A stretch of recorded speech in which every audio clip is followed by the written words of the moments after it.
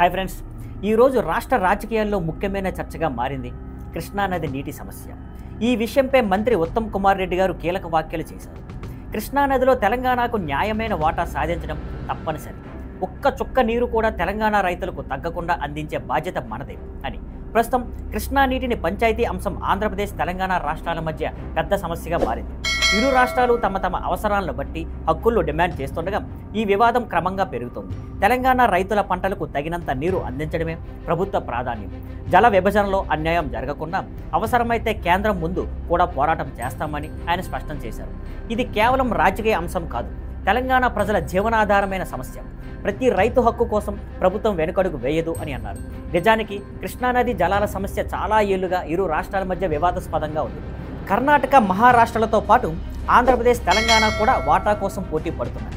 ఇలాంటి సమయంలో తెలంగాణకు న్యాయమైన వాటా తెచ్చే క్రమంలో మంత్రి గారి ఈ హామీ ప్రాధాన్యం సంతరించుకుంది.